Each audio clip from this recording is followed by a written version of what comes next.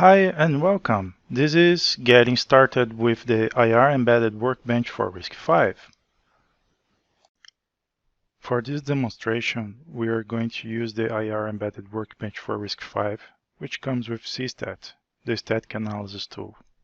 Also, we'll use the IAR iJet debug probe. When we start the embedded workbench, you will have access to the information center where you have the product explorer with tutorials, the user guides, and the example projects. If you click on the example projects, you have a list of different manufacturers such as Andes, Cloudbear, GigaDevice, Microchip, Sci5, and Syntacore.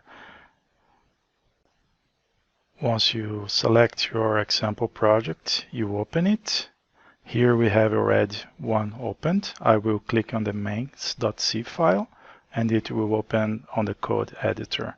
So we can see the main function here. This loop will convert the temperature in regular intervals, and for every conversion it will print. Now if I right click on the project name and choose options, I can go to the general options and select my target device from different vendors, as you can see.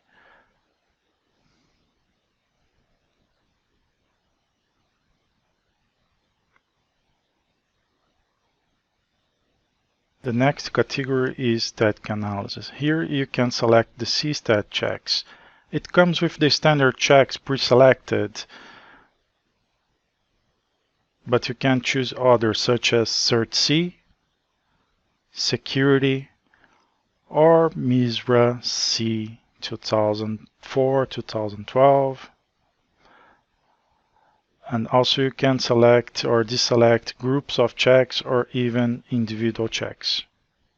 Once you got your check selection, you can export the settings and then import on the other development machines. There are some other options such as parallel analysis, timeout, enable false positive analysis, and also you can limit the message per check. The next interesting category is the C++ compiler, where you can have access to the optimizations tab.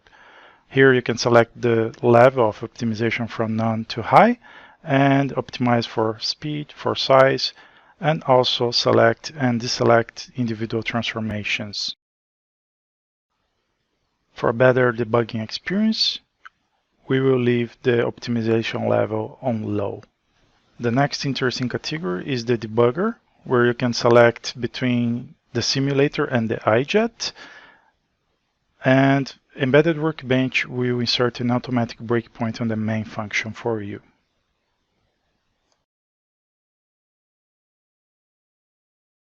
Now let's click on the Make button so our project is built. And as you can see here, we have no warnings, no errors, which is great. And then if you unfold the output, you will have access to the map file. And on the map file, you will see the exact layout of your application on the flash, on the RAM, the initialization table, the functions, the modules, and then the resource usage in both terms of ROM and RAM. Now let's right-click the project once again and let the Cstat analyze the entire project. As you can see, a Cstat message window will open, and Cstat will populate it as it analyzes in parallel the files. And as you can see, the number of messages increases, and once it's done, you get the total amount of messages here.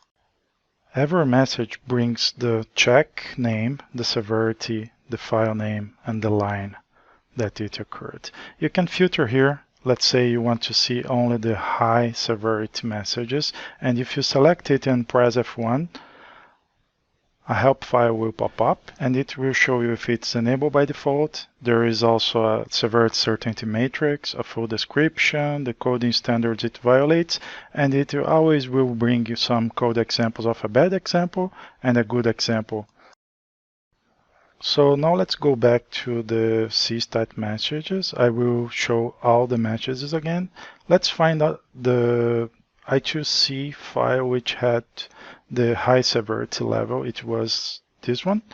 And we have a division by 0 here and another medium one. Let's go to the highest severity first. And here we have this clock speed variable on the denominator. It comes from a parameter for this clock configuration function, and this function could be invoked with clock speed equals to 0, which would crash the application. So let's insert this condition here just as a checkpoint to make sure that this function is never invoked with clock speed equals 0.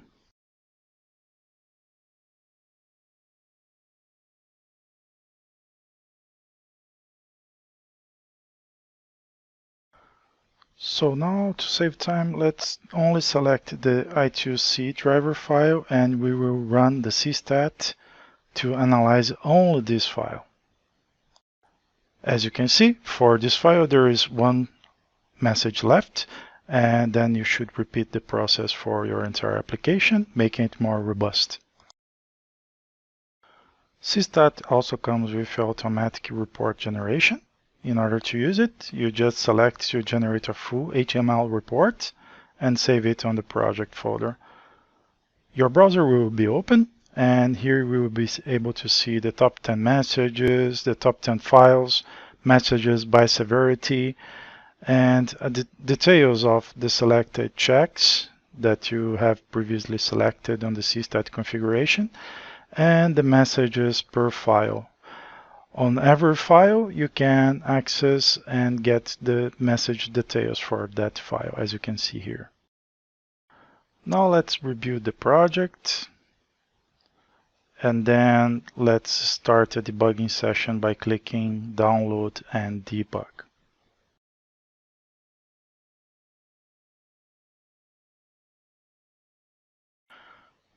The CSpy debugger will start, and it will execute the C startup sequence until it reaches main. Then, on the View menu, you can select multiple views, such as the stack, the call stack, and you can even reposition according to your tastes.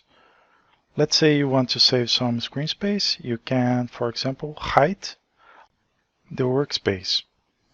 You can also view the registers.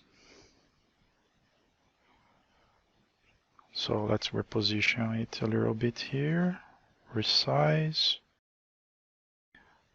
And in this view, you have access to different peripherals. Let's say you want to take a look at on the ADC, for example. Another great feature to mention is the ability that CSpy has to detect the core type and every extension available to that core. For example, here we can see the atomic, the compressed, the integer, the user mode, and the non-standard extension being automatically detected. So now let's start debugging with something simple but essential, such as stepping throughout the code. As you can see here on the right side, we have the Step Into button and the Step Over button.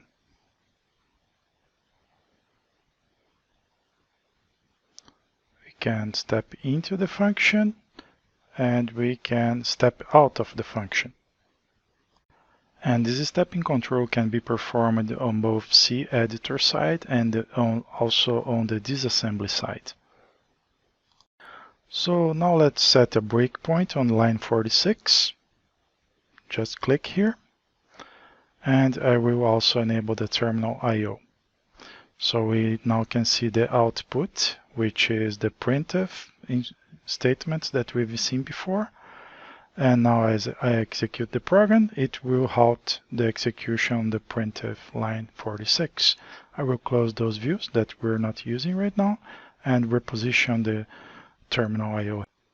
So now let's say I want to monitor the temperature variable. I right click on it and then choose Add to Watch.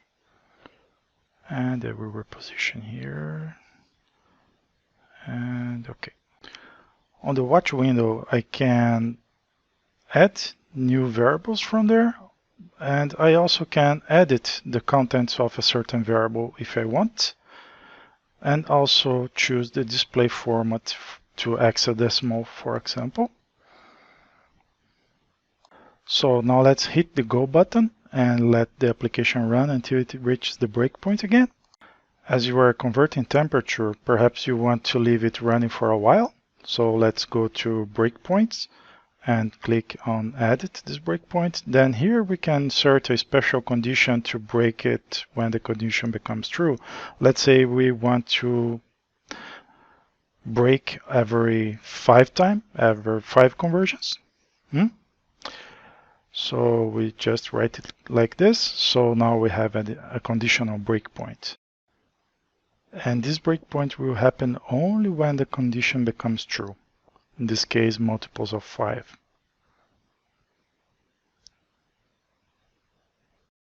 Also notice that every time a variable is updated on the watch window, it's painted in red. But as we are dealing with temperature conversion, maybe your application requires some time to be executed. So what you can do is disable this breakpoint temporarily or enable it as you want. And let's disable it and keep the application running. And even more than that, Embedded Workbench provides you with the ability to leave the target running even if you disconnect from the debugging session. So in order to do that, you need to select this option. So now to test it, let's terminate the debugging session. And then on the project menu, I can attach to a running target. So it restarts the CSPI debugger. And as you can see on the terminal I/O, the conversion counter is counting where it was. You can pause the execution and even re-enable your previous breakpoint here. And it will go until it reaches the 20th conversion.